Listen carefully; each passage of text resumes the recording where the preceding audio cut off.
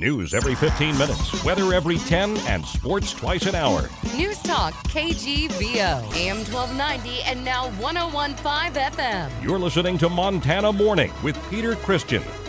A man sentenced for a brutal assault that occurred in Missoula. Good morning, everyone. It's Montana Morning. It's Tuesday, July 21st, 2015. A beautiful, clear morning in western Montana, where it's 61 degrees right now. Our newscast this morning, sponsored by Boot Barn, America's largest Western and work store located in South Crossing. A man who assaulted a former Wall Street Journal and Missoulian newspaper reporter, costing him the sight in one of his eyes, has been sentenced to 20 years in prison with 5 years suspended. The Missoulian newspaper reports 31-year-old Sean Lee Marceau was sentenced yesterday for the August 24th attack outside Walmart in Missoula that left Les Gape, then 70, blind in one eye. After fleeing the scene, Marceau disappeared and was finally arrested in November. He pleaded guilty in May to felony aggravated assault. In court yesterday, Marceau apologized to Gape, saying, quote, "What I did, there's no excuse for it," end quote. District Judge Robert Deschamps called the attack unprovoked, unjustified, and vicious.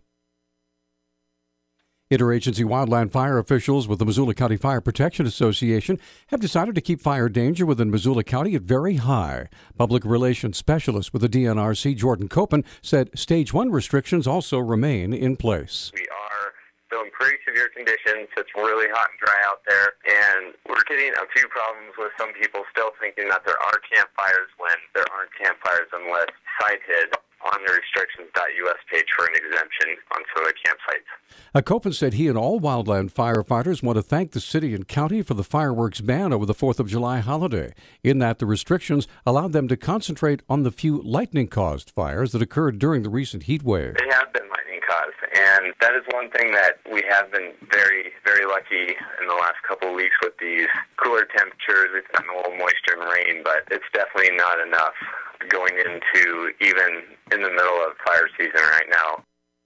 Copen said, and I quote, "We urge the public to keep doing their part and take the necessary precautions to avoid human-caused fires," end quote. And in a related story, just last week, 15 counties in Montana were declared disaster areas due to drought.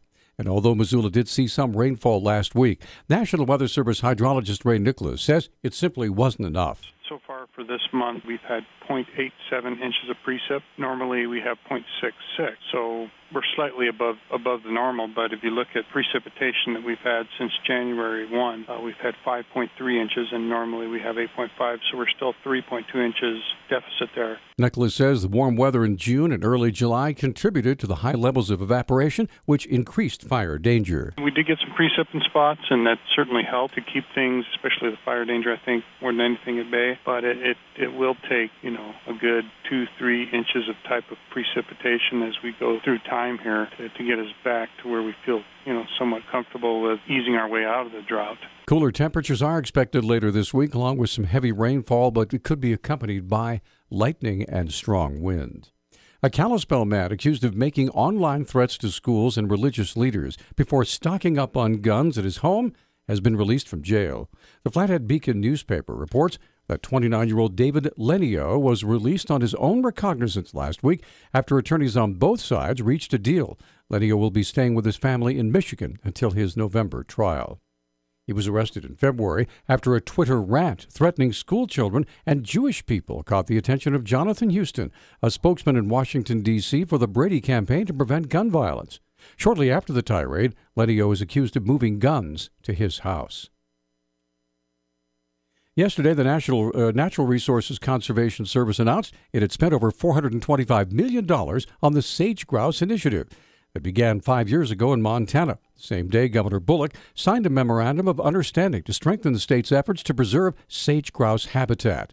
Department of Natural Resources and Conservation Director John Tubbs explains. It's a three-party agreement. It's a memorandum of understanding to work on sage grouse conservation in Montana between the Natural Resource Conservation Service, a USDA department, the state of Montana, and our 58 conservation districts in Montana, at least those that have sage grouse habitat. Tubbs said the agreement will allow Montana to tap into federal funds for its sage grouse efforts. We passed sage grouse legislation this past session, providing $10 million in conservation authority for Montana state agencies, we now can leverage that with the federal governments and do, at least 2 times that, if not more than that, in terms of our ability to work with private land conservation.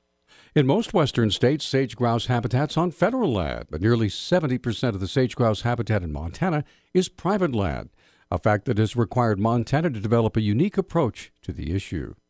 Jefferson County has completed its 21-month investigation into an allegation of jail rape 11 days after the former inmate sued. County Attorney Matt Johnson said Monday he concluded no crime was committed against Auduimio Orozco Ramirez, who filed his federal lawsuit on July 9th. The 42-year-old Mexican national was being held on civil immigration charges in October of 2013 when he says he was raped by one or more men in his jail cell. Travel restrictions have been lifted for a northeastern Montana highway where an oil train derailed last week and leaked an estimated 35,000 gallons of oil. The State Department of Transportation said yesterday that U.S. Highway 2, the region's main artery, had returned to full operation after the wreckage site was cleared about 5 miles east of Culbertson. The highway closed following last Thursday's derailment and reopened Friday with speed and lane restrictions. Oil leaked from 4 of the cars. Nearby residents were evacuated, but no one was hurt. No fire or explosions occurred.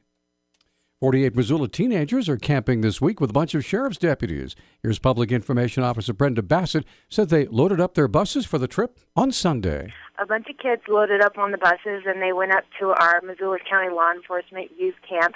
It runs until the 23rd up in Sealy Swan. It's a really exciting time for kids to be able to interact with law enforcement and kind of have that positive interaction, and they do a lot of fun stuff throughout the week. The Missoula County Law Enforcement Youth Camp has become a tradition for the Sheriff's Office, and that provides both deputies and youth a non-confrontational way to understand each other. This is our 50th year, so it's even more exciting that it's been going on for 50 years. And it started with some guys who just said kids get in trouble because they get bored. And so this is an opportunity for kids to get out and see what the outdoors has to offer them. And it's a good time for the law enforcement to be able to kind of bond with those kids as well. The goal is to help put as many at-risk youth as possible on a better path. Newstalk Times 612. Newstalk, KGVO. Missoula's official weather station. Partly to mostly sunny skies today in the Missoula area. We'll reach a high of right around 88 degrees this afternoon. As we head into tomorrow, we'll be looking out for a few thunderstorms. I'm meteorologist Matt Gray for KECI 13, your first alert station.